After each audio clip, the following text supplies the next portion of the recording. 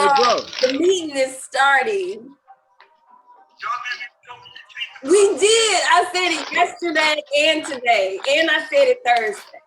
And I said she has been saying it, but it's in the family thread. So sometimes those get logged off and knocked out. Bodies get hauled off. You right. Gianni chewing me out. He said my president skills. Okay, I gotta get confirmation. See, I need to send out one of them emails and everybody press accept on the email. This is not a good time. RSVP calendar. Calendar email. Give me about 5 minutes, I'll be on. Okay, all right. Hey YouTube, welcome to the Griffin family, where we're here to entertain you every day through life, laughter, tips, and advice. So if you're looking for something every single day and a little something every single in your life, please become part of the family. Like, comment, and subscribe. Okay, I am Sharita, the oldest sister. And then we have Herbert and Lonnie K. Well, Lonnie, that's my sister down there. Hey, sis. Girl power. Also, we have the next oldest is DeAndre. Okay, yeah. Please check out his videos. He has some good cooking tips, and especially to help you get through depression. So that's pretty awesome. Next, we have Gianni. He's the talent. And we also have Jonathan. We also have Jonathan. He has the male version on relationship advice. So check out his videos as well. And we have little Joshua, our little baby brother. Yeah, he think he's... You got to stop doing that. He's bigger than you. Okay. He's not little. Anyways, so how, as far as adulting, the main thing is, how are you guys handling being adults? Do you like it feels? Are you struggling with adulting? What's your favorite thing about being an adult, or what's your not favorite thing? That's the main thing. I mean, I think I'm doing okay with it. Like, it's definitely a struggle. Like, let me re-say that. Like, it's definitely a struggle. I'm riding the struggle bus. But okay, right, cool. Anyways, yeah, it's a struggle. So I mean, but like, you take those steps to make it not a struggle. For me, I'm not in school right now, but that's something I do want to go back into.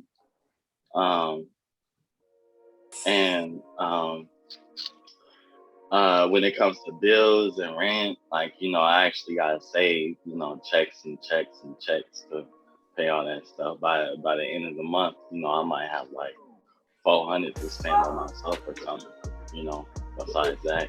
That is a struggle. Y'all on mute. Y'all on mute, Herb and Lonnie. But that's a lot of money to just have extra. How much? Yeah. He said but it's still if you need a charity, the Griffin Family Household Foundation. Yeah. That's a lot of extra money you got floating around. So real quick, we gotta leave.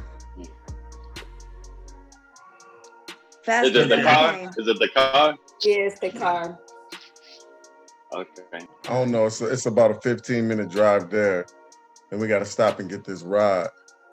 Yeah, go ahead, bro. Y'all good? Yeah, just go. All right, man.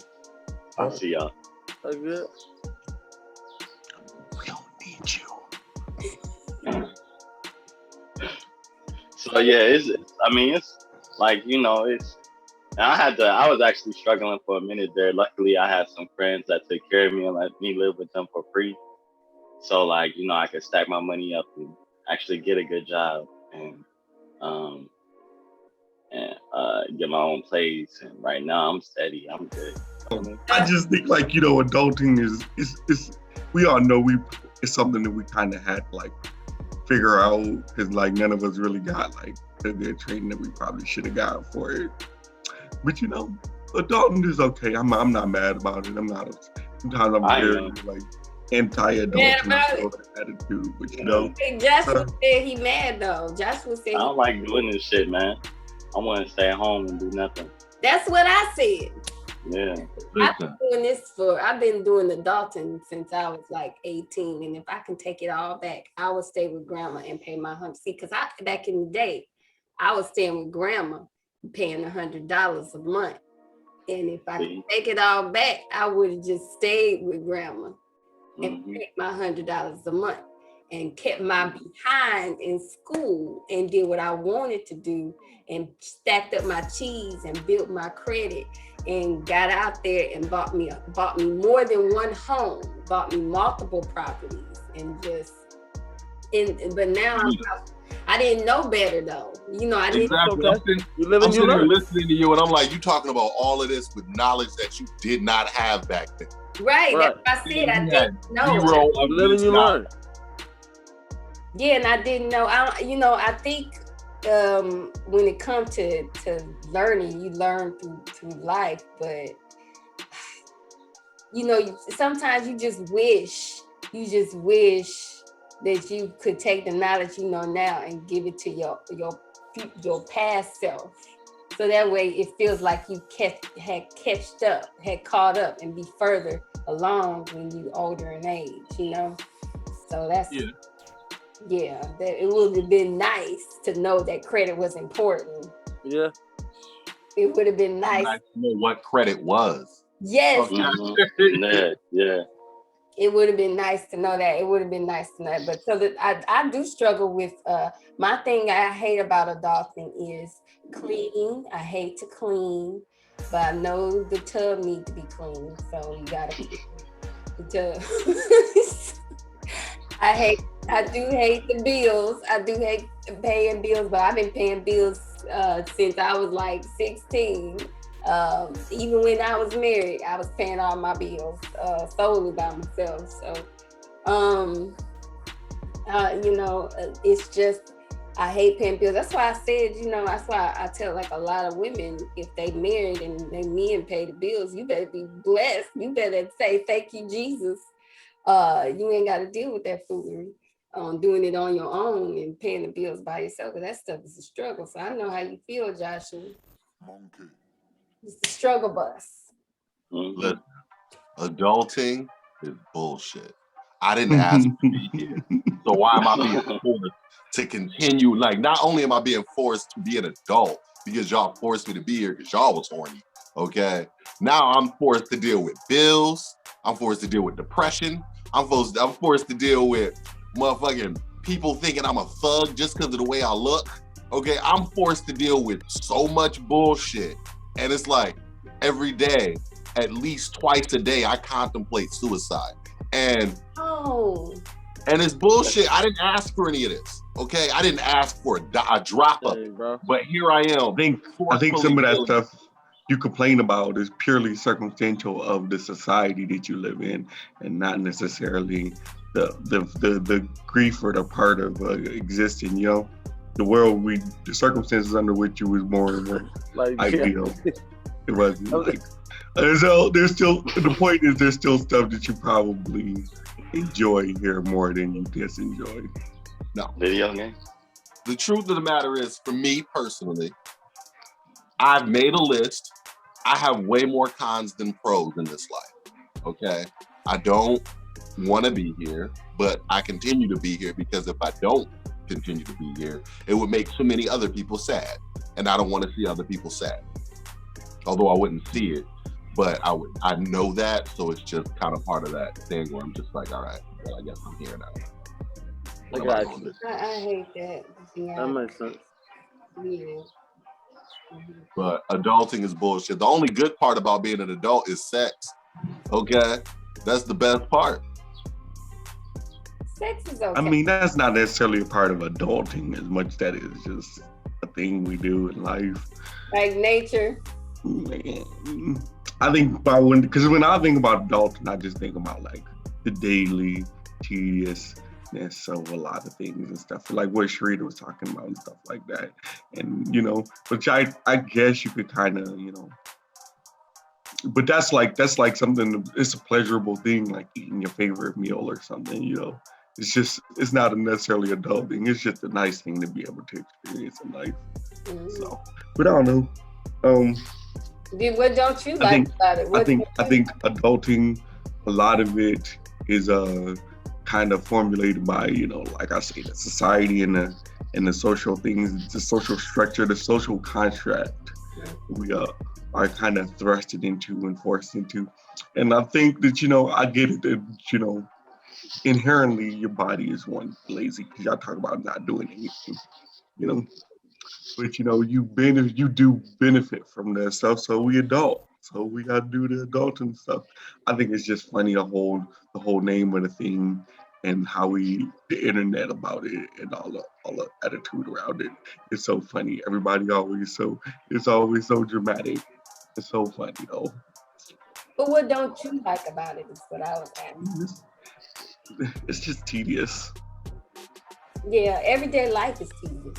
Mhm. Having to get up to go to a job to make money. Some people don't have to do that though. Don't even get me started on the concept of money, okay? Because that's a whole nother level of bullshit we all are forced to deal with that I don't even want to get into. Because I go off on tangents. But we can control it at the same time though. We don't. There's nothing you can control about money. There is no point in your life, Jonathan, where you could be like, I don't want to deal with money anymore.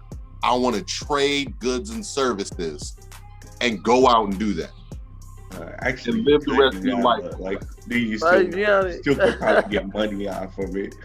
Money is a tool. I'm saying you're still getting money. There's no point in your life where you can just be like, I'm 100% done with money and I'm never going to have to deal with or use it again, period.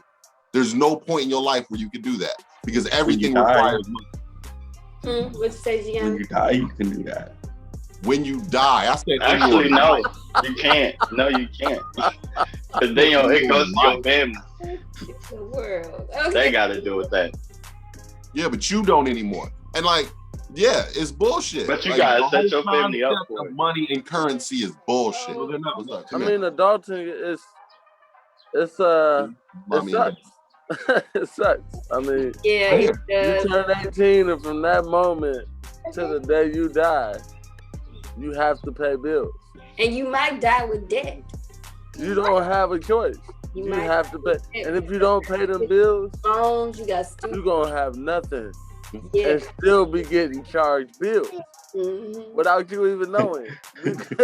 because you have to pay bills. So whether you rich or you poor or you middle class or whatever, they're gonna take a certain percentage, or you're gonna be working for the man. And if you get on your own business, they're gonna figure out other tax ways of getting you. It's just the way it goes. So you become part of a system. Like Yanni was saying, you become part of a system. It's all just part of that. That's all it all is. At the end of the day, there's really no way around it. You can't get around it. So you either conform to society or society you don't have to conform. There's plenty of people who choose not to conform. Right. There's a whole desert full of people in a town who choose not to conform. It's about 300,000 people, maybe. I don't know what that. Okay, it's small though. We're talking maybe 0.1% of the United States is not conforming. Yeah. But either way, I'm just saying there's that places. But I'm just saying there's other ways that people choose not to conform and rebel. But I mean, well, yeah, of course. Small. But all in all, everybody has a small little thing. To be a adulting person, you have to pay bills. You have to. And clean. You don't have to work. You don't have to, get off your butt. But at the end of the day, you gonna have bills you have to pay. Yeah. And that's what drives society. Bills. Yeah. And have y'all ever thought of who came up with the 30-day paying bill rule? Because I know that didn't exist around the time Indians' land was being taken over. I think it's credit card company. I can't remember what credit card company it was, but that's how they started that 30-day, and then compound interest stacking and whatnot, and then maybe it was the stock market. It might have been the stock market. on people having to pay bills every 30 days. And then think about it, insurance. Who came up with the fact that you had to have insurance for everything? Because I know, think about it. Who came up with the fact that you had to have life insurance, health insurance, car insurance? That's all a way just for the government to take our money. Somebody came up with this. Okay, first we of all, we paying a convenience fee for us to live this easy. Really? Are we living easily? Do you consider what think about it. Think about it. If we didn't have electricity, we all be out here fighting for wood to light fire. That's work, bro. We paying for convenience. We really are.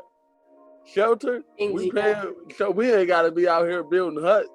We paying to have electricity inside this building right now.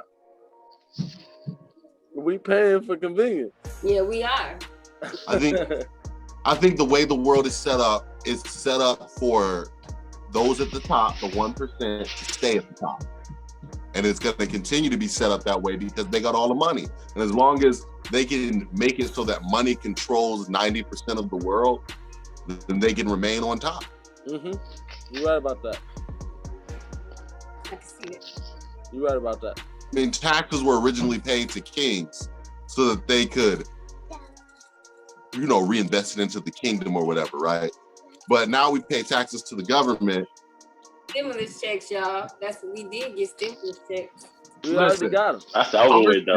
The stimulus in America was straight bullshit. How can other countries come together and be like, all right, we're going to give people this much money a month so that they can stay home and, they can still afford groceries and pay their bills? Or, make it so that they don't have to pay rent during this time. That's what other countries and governments came together and did. And ours came together and was like, how can we make the most profit off of these people's misery?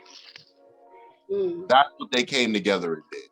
And now they're still doing it. They're still, how can we make the most profit? How can we come out on top in this situation and gain instead of doing something for another human being? You know what? I just honestly completely disbelieve in concepts of money in politics. And not only in politics, but also being something that dictates government, right? You know what I mean? So when you got one, yes, you can have one.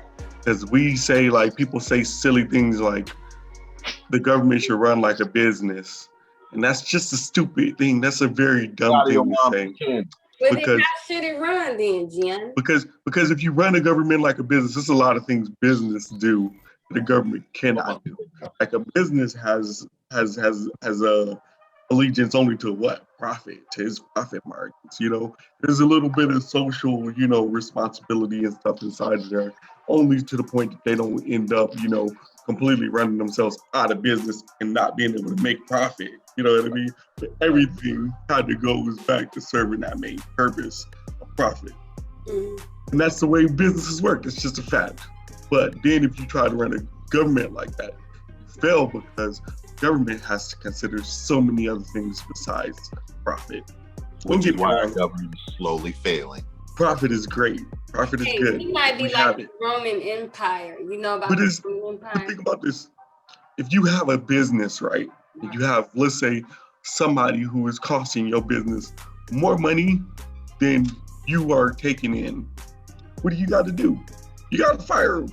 And if you take that to the most extreme form, when you come to the government, you take that to the most extreme form to say, okay, well, here's a poor person, or here's a person who's disabled, or here's a person who's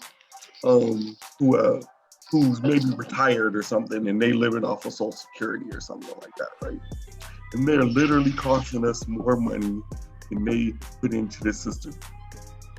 By nature of a business, you have to fire that person. How you gonna fire these people? You gonna kill them? Yeah, you're right. You're gonna cut them off?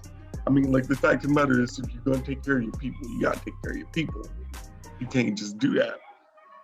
So that's why I disagree completely and totally with the concept of running the government like a business. That's the way our government is run, though. I mean, I'm not saying I agree with the way it's happening at all. Like, no stretch of the imagination, G. I agree with you, but the fact of the matter still remains that we live in a country that's run like a business. We idolize and obsess over this billions and millions of dollars and the way money is. I just disagree with it completely, totally, the attitude around it, you know? We sit here and we think of like this, like, if somebody was hoarding 20,000 newspapers, right, we would think, what is wrong with that person? Are you crazy? Why do you need 20,000 newspapers? That's just way too many newspapers, right? And then you see somebody who's hoarding $20 billion and you just think, that's perfectly reasonable. It's like, no, like, at what point does it stop serving any purpose for you? You just have money now. You're just collecting it, just collect it. Now it's not even doing what it was originally meant to do, which is, you know, control like the distribution of things. It's just the healthcare system. Because I don't listen, this one thing I don't understand. Why we can't have universal health care? Other countries has it. I get the fact that, okay, yes, it will become inconvenient for people getting operations, you know, you'll be on a waiting list and stuff, certain things of that nature. Yeah. Even though all of that stuff is honestly a bunch of propaganda. Yeah, that's all. It's not real. It's not real. It's not real things that really happen to the degree or magnitude that they're saying that yeah, like a waiting exactly. list for 2 years. That's not true. For most people in those countries, from what I understand, most people just to do. What is it, DeAndre? Just to do like simple stuff, they usually get in and out pretty quickly. But it's when you have like specialized things, those are the things that you end up on waiting lists for, just because it's like everywhere else. There's so few people who can actually perform the service. Yeah. But DeAndre, go ahead. I'm sorry. No, you good. So the whole universal healthcare thing, I believe, and this is a strong belief for me, that the reason America does not have and continues to fight against a universal healthcare system is because America is the only country that private insurance thrives in. Like, we have privatized insurance, we have privatized prisons, we have privatized everything. So companies and businesses thrive in America when they're in that specialized location. And on top of that, you also have the fact that going to school to be a doctor takes like 8 years. It takes a long time, okay? So when you get done with that, you're stuck with all these bills, right? But they know, that being a doctor is a extremely high paying job.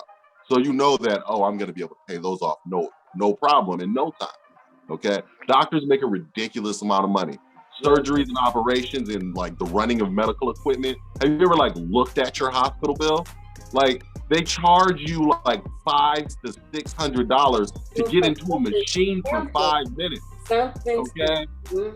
So wow, there's no way that that's what that costs to run, but that's what they're going to charge you because, one, where else are you going to get it done? Two, you have to get it done for yourself because at the hospital, they don't ask you if you want a procedure that can save your life. They tell you like, okay, this procedure is going to save your life. We're doing this procedure. You can refuse the procedure, but they don't ask you really if you want the procedure. They tell you this is the procedure you need. This is how much the procedure costs. Explain to me like the cost, like just explain to me exactly how the cost breaks down for a heart transplant to cost over $100,000. That's crazy. Break down that price to me, because that's like saying labor for one thing is like $50,000 an hour. That's crazy. And the person doing the procedure doesn't see all of that money.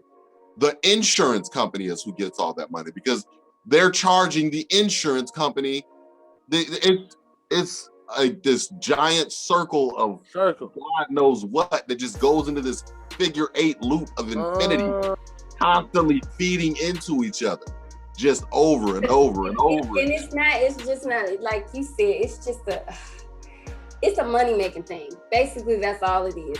If they wanted to I never thought about the medical system really like wanted that, to Dre. help the people, they could do it, but they don't want to do that because they got their little tippy toes. Everybody at the top got their little tippy toes. Yeah, and they all profiting from it. And this is the worst thing about it, right? It is. They all in different pots, and they all feeding off of the money that they're making off of us. And this is the worst thing about it. This is how you know you're living in an oligarchy, right? Is that, you know, most of those people who on your Congress floor and on their Congress and getting paid by your government and everything else, they're all profiting off of some law or some form of taxation that they created. They're all profiting off of this stuff. And they sit here and they get, either they profiting through the companies paying them directly to keep the laws the way they are, or they profiting because they own shares and stocks exactly in these companies that are then again feeding back all of that money back straight to them. This is all it's all just a big money making scheme, and it's an exploitation of your basic human right to have healthcare and get yourself, you know, fixed and not die, you know, from it's not your fault that your body just breaks down sometimes. We don't get to choose that stuff. Yeah, we don't get to choose it, but they'll use it against us. Especially if you got cancer or you got some kind of health problem. It gets to a point where they're like, oh, we'll give you chemo, take these pills, take this stuff, do this, do that, do this and that, and it's all a money making thing. So it's I'm not necessarily saying that I'm like against profit or anything. I'm just saying that like they created a feedback loop in the system that benefits only the people at the top. That's the most. And on top of that, healthcare, okay, there's not money like in healthcare. There's no money in making people well. There is money in maintaining a sickness, which is what I think that happens now. They don't actually go out and try to like solve a problem. They don't try to cure cancer. They try to manage it in the most profitable way possible. Like, can we manage and cure this disease at the same time? Can we make money while we get to this point? That's what we need to do. That's how they look at it. How much can we make before it kills the person? Or before they get better? That's exactly how they look at it. Is how much can we make before this person dies or before they get better? Yeah. Those are the two avenues. You're either gonna live through this or you're gonna die through this. Yeah. But we making money off you. Because I have a hard time believing all those pills that they try to give you, Corona? Listen, I have a hard time believing that after 2,000 plus years, we haven't figured out how to cure anything. Like, oh, we're not gonna cure that problem. No, we solve it. We're just gonna. They cured a lot of things. They just not telling us, man. Yeah. Like when it came to AIDS, why is Magic Johnson still alive? Because Magic Johnson has money. Has been cured. He has money. Money keeps Nobody him alive. wants to tell us the secret, but AIDS has been cured. And there's actually a reasonable answer to that. You know, if you actually want to hear it. But if you want to condemn your conspiracy, that's fine too. Tell us, Gianni. We would like to hear your knowledge. Tell us. Okay, so see, when AIDS first came, it was a death sentence for a lot of people, and that's because we had no idea and no understanding on how to treat and manage the symptoms and the things that happen with you. But as time has gone on, drugs and treatment have improved to the point that if somebody, even today, under normal circumstances, catches AIDS, they're probably gonna pull a Magic Johnson as long as they have some decent health insurance or at least a support system, somebody who can help them take care of that stuff and everything else.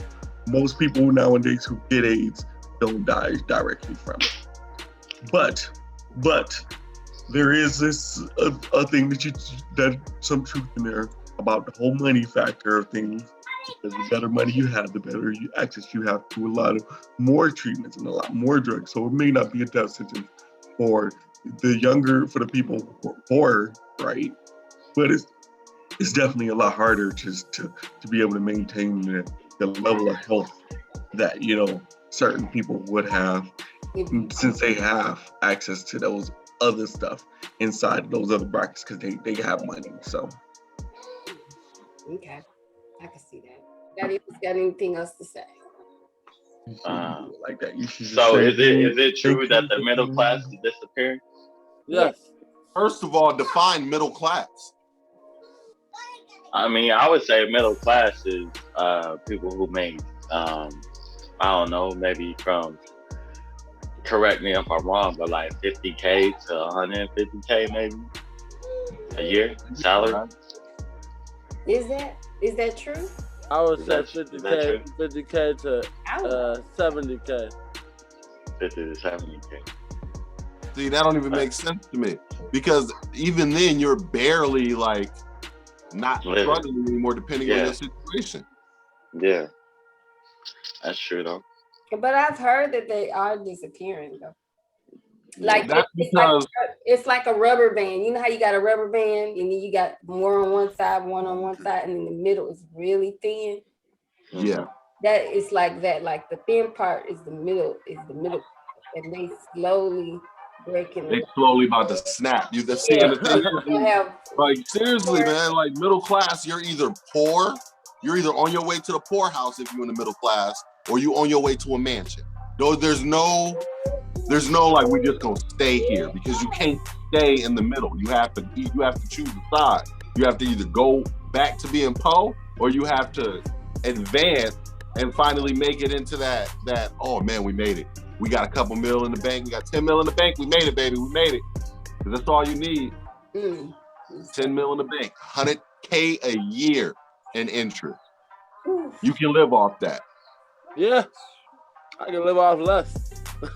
Yeah, so could I. But that's literally like the goal for rich people. For people in the middle class, their goal is if they can get to 10 million in the bank, they can literally stop working and stressing themselves out. But they got to get there, and you got to work up to that. Thanks YouTube for watching. Since you made it this far to the end of this video, don't forget to like, comment, and subscribe, because you are part of the family now. Okay, we will see you later. Bye.